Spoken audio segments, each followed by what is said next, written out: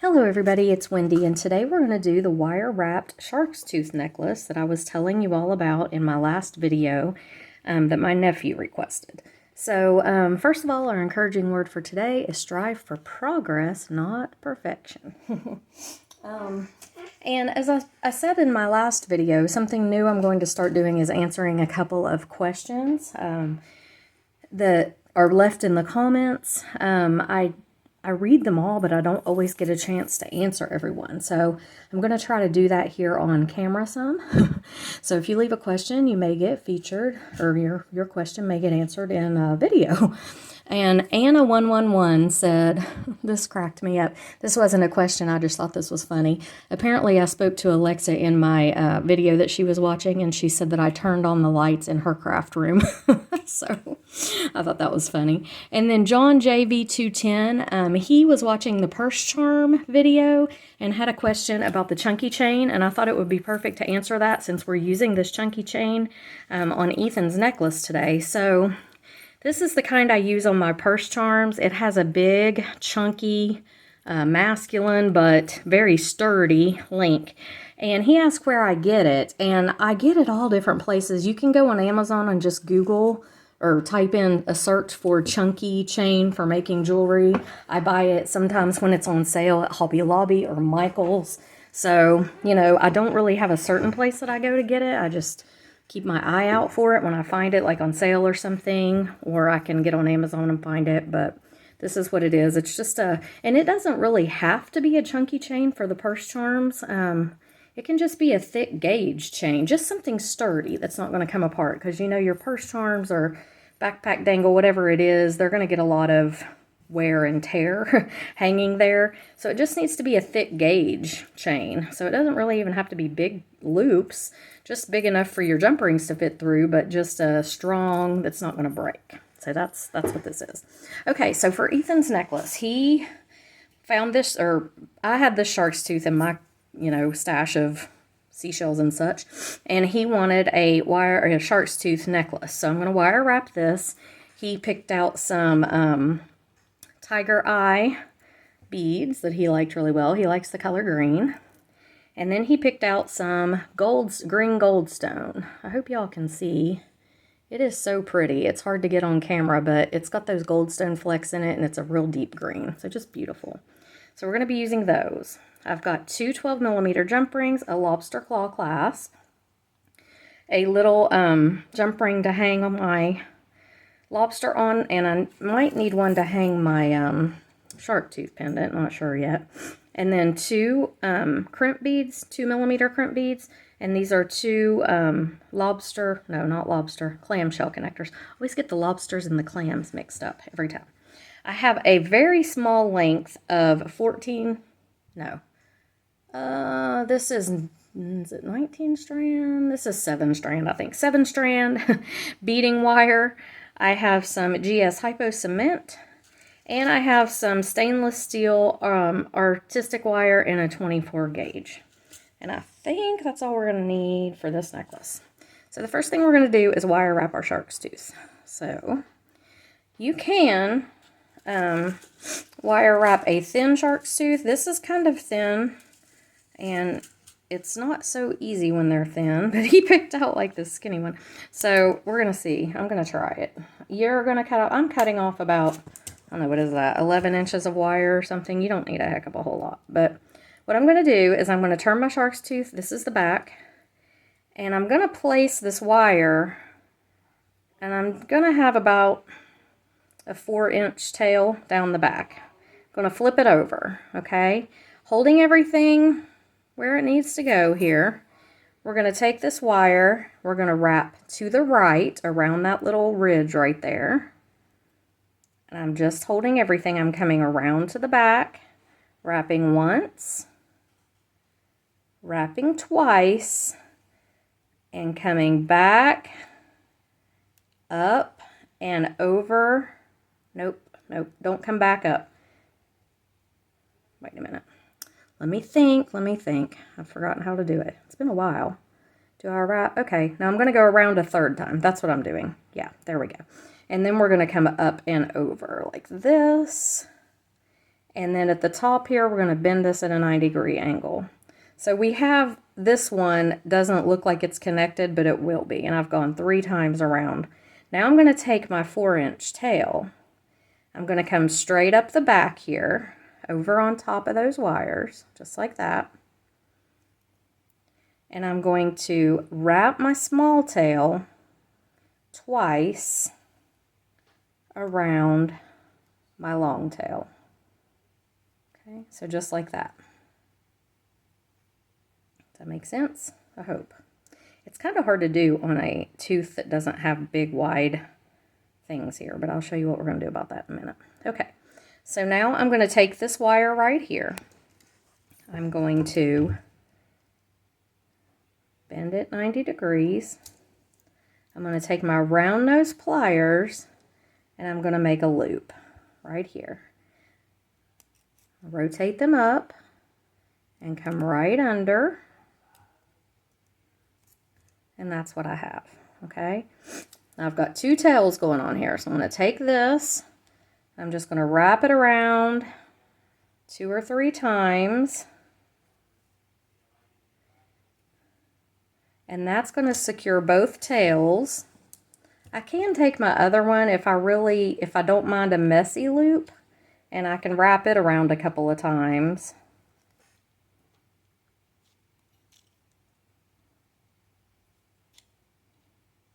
Okay, and then I can cut them both off and just tuck them. So we're going to cut them both off. I'm going to take my crimping pliers, because it's easy to tuck wires with your crimping pliers, and I'm just tucking right like that. Okay, so here you can take that and round that out again, and we have our little wire wrapped shark's tooth. Now it's pretty tight, this is, but if you want, you can take this and kind of give it a little bend, and this, and kind of give it a little bend, and that's going to tighten things up and make it a little jiggy looking right there, which I think is kind of cool. Okay, I'm just going to straighten up my loop there. Okay, very good. I like it. And you can even take the back and do this little crinkle too, and that just keeps things tight. That's all it's doing. Okay, so there it is. Now I'm going to take my bead stringing wire. My loop needs to be, if I hang it with the jump ring, the loop doesn't, I don't need to move the loop to spin the loop. If I don't hang it with the jump ring and hang it right here, I'm going to need to spin the loop. So I don't really want to spin the loop. I want to keep it kind of like it is. So I'm just going to take this, put the jump ring on it, just like that. And then I'm going to go ahead and put it on my wire here. Okay, and there it is. Now, I'm going to take the beads that Ethan wanted, and let's see how we want to do these. I'm not going to do a whole big bunch, but he didn't necessarily even tell me he wanted 8 beads. I just picked out a few of each. So let's do the tiger eye. And I picked out the darker of my tiger eye beads just because they still show the green, but I just didn't want them to be girly looking. Ethan would not want to be girly looking at all. So I don't want it to come out looking feminine in any way, shape, or form. I don't think it's going to with the masculine chain and everything, but he did not want that. So we'll put this one here. So I don't want to do too many beads really for him, but we'll see what this looks like.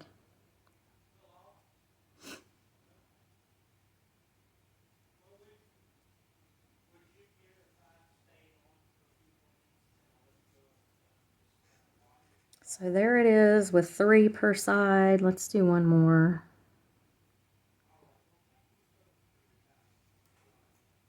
And honestly, I think that's good. I don't think it's going to look feminine at all.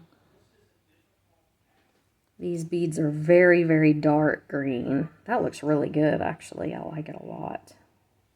It's turning out nice. Okay. So let's go ahead. And we're going to put our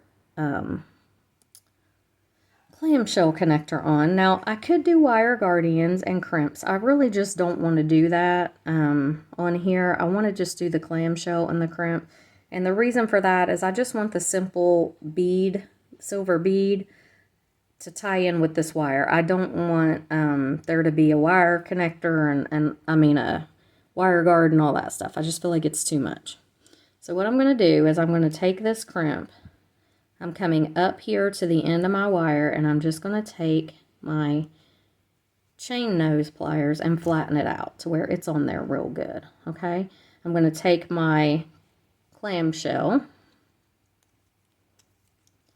and I'm going to take this little GS Hypo cement, and I'm going to put it right in here. Now, I don't do this usually on necklaces that I'm keeping for myself, but anything that I'm going to sell, I will add that GS Hypo cement in here, just because it's going to keep your little crimp nice and snug, secure, and nothing's going to come apart if you've got that glue in there.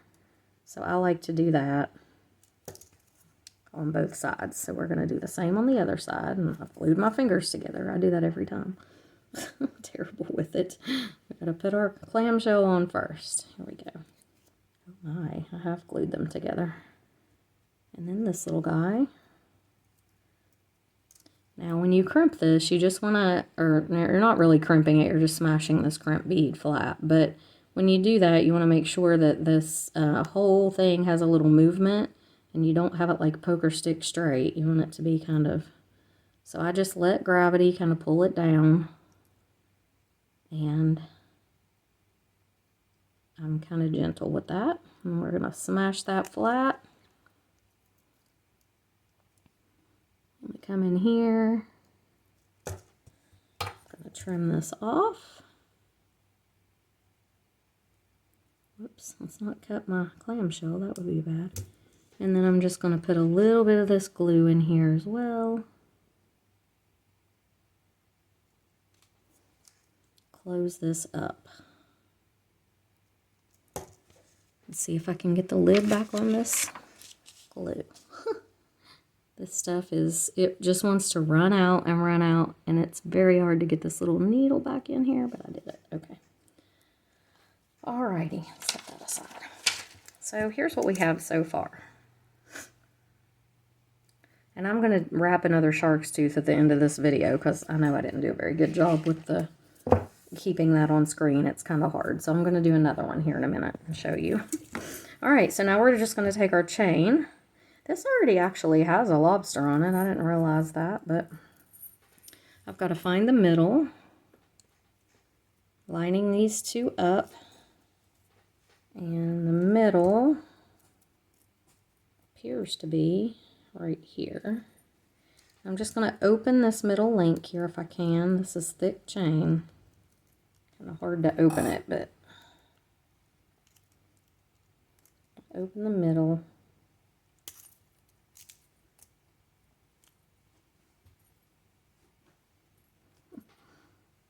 There we go.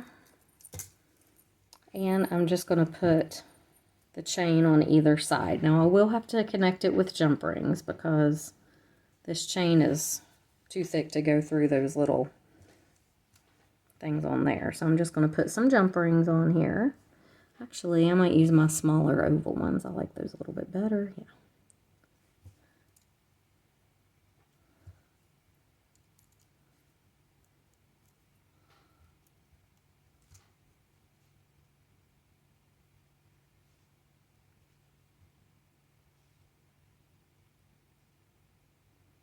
And sometimes these are hard to get through both of the little things on your jump ring.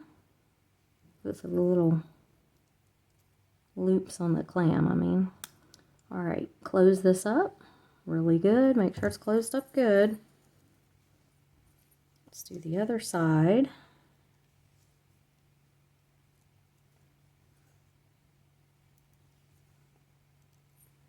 And close it up. Okay, and there you have it. It's a pretty masculine looking shark tooth necklace, I think. I like it.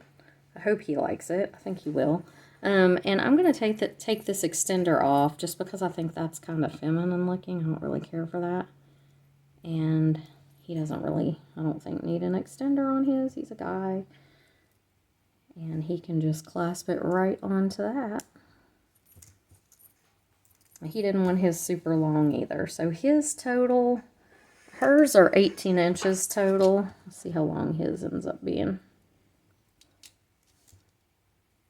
His is about 10.5, so 21 inches, something like that total.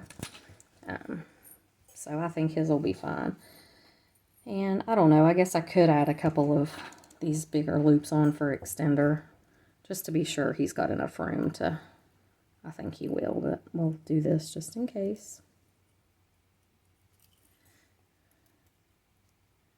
Okay, now let me grab another shark's tooth and rewrap on video a little bit better, because I know that I kind of went off screen, I think, on the last one, but it's kind of hard to do it and stay in focus in frame, but I'm going to try.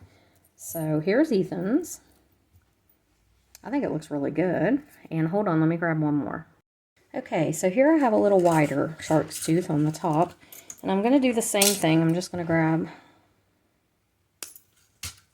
some wire there, about, I don't know, 12 inches or so, and flipping it over. Let's see, do I want that to be the back? Yeah, it's going to have to be. I'm going to leave about a 4-inch tail just on the back, okay? Now I'm flipping it back to the front. I'm going down this one side and wrapping around. 1, 2. I'm just going to wrap twice on this one. And then I'm going back up to the top here on this side. And then I'm just going to bend this at 90 degrees, okay? Then I've got my back wire here. I'm going to bend it up over top of these 2 wires. And I'm going to wrap it twice around my tall wire. Okay, just like that. So here's what we've got so far. Now, I'm just going to kind of, you can go ahead if you want and cut this. I don't know, I'm going to wrap it one more time and then I'm going to cut it. I just kind of like to make sure that it's wrapped really good there. Okay, I'm going to wrap it that one more time. Now I'm just going to cut it off. Okay, and then I'm going to take this guy, who's bent at 90 degrees here. I'm going to take my round nose pliers, and I'm just going to create a loop. Okay, so I'm just going to bend him back down a little, and then I'm just going to come up and over, rotate these up, come under, and there I have my loop. Okay, I'm going to grab it with my chain nose pliers and wrap around several times, 2 or 3 times. Just, you know, you can make the loop, the wrap there as messy or as neat as you want. It's big or small, just kind of. And then I'm going to cut that off. And I'm going to tuck and make sure that none of these are sticking out and going to snag anybody.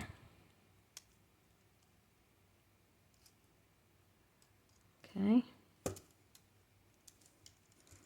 And it's good to, if you want, you can, I do a lot with my crimping pliers besides just crimping, but they're really good for tucking wires. They have really fine tips, so they're good for grabbing onto things. And then you can just take this, and if you want these a little tighter, you can just kind of twist them like this. You know, just give them a little, well, that one didn't want to grab. There we go. Give them a little twist like that, and you can even take the back one here and give it a little twist, and that just tightens those wires up a little. Okay, so that's it. It's very easy to do, and I think Ethan's turned out really good. I think he's going to really like it, and this one's pretty cool too. So I hope you guys enjoyed the video. If you did, where did I put Ethan's necklace? Totally lost it. Oh my gosh. Huh, I was going to show it to you again, but I'll have to just put it in the thumbnail picture because seriously, it's gone. All right. Well, thanks for watching, guys. I'll see you in the next video. Oh, wait. Here it is. Okay, I found it. Lord have mercy. I'm losing it. All right. So here it is. So there's Ethan's shark tooth. Here's this one. That one would look good on there, too. But anyway, I hope you guys enjoyed the video. Thanks for watching. And I'll link my Facebook group below if you would like to check out. I'm going to be doing auctions on my Facebook group of beading supplies and findings and just stuff like that. I'm destashing, so it's going to be a destash auction, And yeah, if you want to get in on that, I will link it. You have to join my Facebook group, and then you can check it out. And yeah, I will see you guys in the next video. Bye.